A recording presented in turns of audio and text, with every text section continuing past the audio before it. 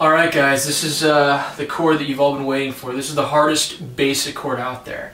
Now, in most modern music, classic rock, blues, pop, any type of guitar music that you can play out there, if you learn those probably 7 or 8 basic chords, A, C, E, D, G, A minor, E minor, F is the hardest one to learn.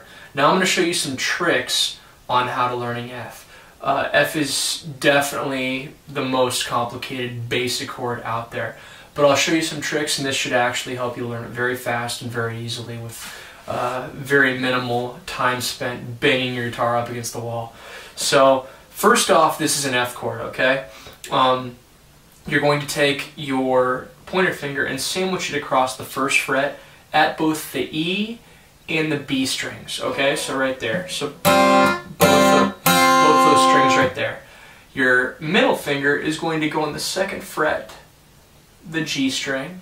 Your ring finger is going to go on the, let's see here, the 3rd fret D string. And then this is where it kind of varies. Now this is the easy F, okay? The hardest part is sandwiching your fingers. And the trick to that is you want to basically push down really hard with this chord and then let off.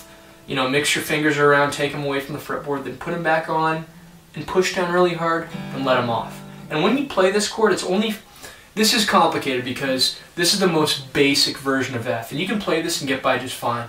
But the F that actually sounds better is if you take your ring finger off, move it up to the 3rd fret A string and take your pinky and put it on the 3rd fret D string, that F sounds really full and sounds really nice.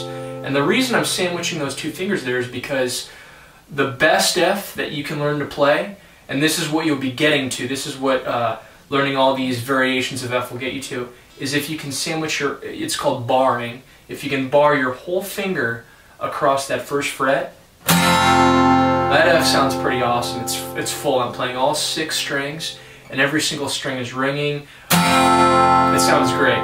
So you can easily get away though with, it doesn't sound as full, but still it's the same chord. You just want to make sure all those strings can ring. So that first chord that I showed you right there, the best way to get good at this is to make sure that your fingers are not in the middle of the fret, but closer to the bar of the fret, okay? So instead of being right here with my fingers, I want to move them right next to that fret, okay? With this finger, same thing. With this finger, same thing.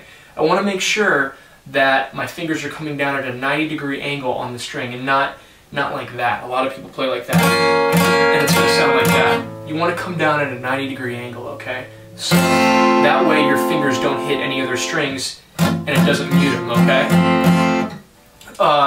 Another thing is when you're practicing this chord, it's all about finger strength. So yeah, once again, you want to push down really hard for, I'd say 5-10 seconds, take them off. Let them rest, mix them around, bring them right back to that chord and push down.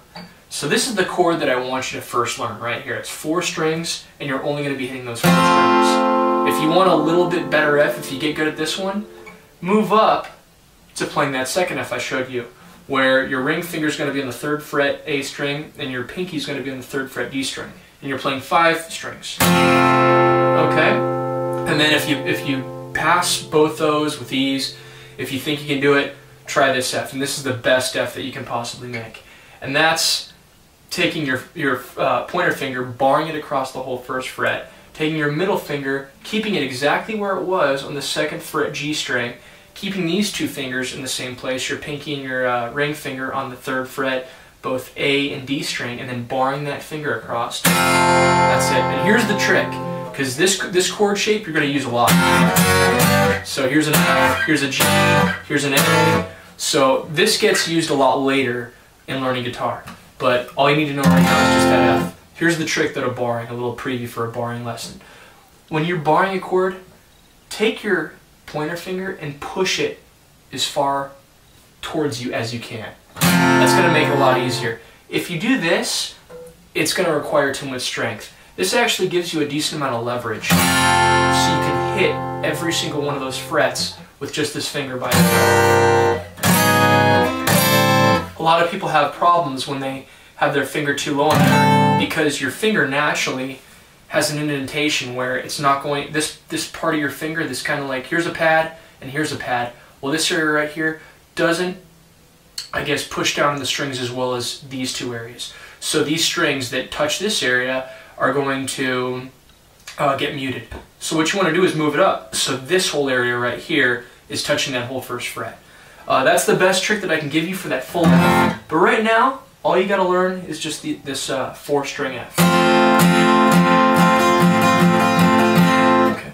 And that's it. If you have any questions, I know this is a really hard chord to learn. It's going to take you some time. This chord will take you the most, I think, out of any other chord there is out there. It's definitely the most complex, and it hurts your fingers a little bit at first, but keep on practicing, you'll get used to it. Follow me on Twitter, at GuitarMadeEZ, on Facebook, on YouTube, or drop me an email, webmaster@GuitarMadeEZ.com. Thanks for checking it out, and hopefully you like my lessons, and I'll see you guys in the next one. Take care.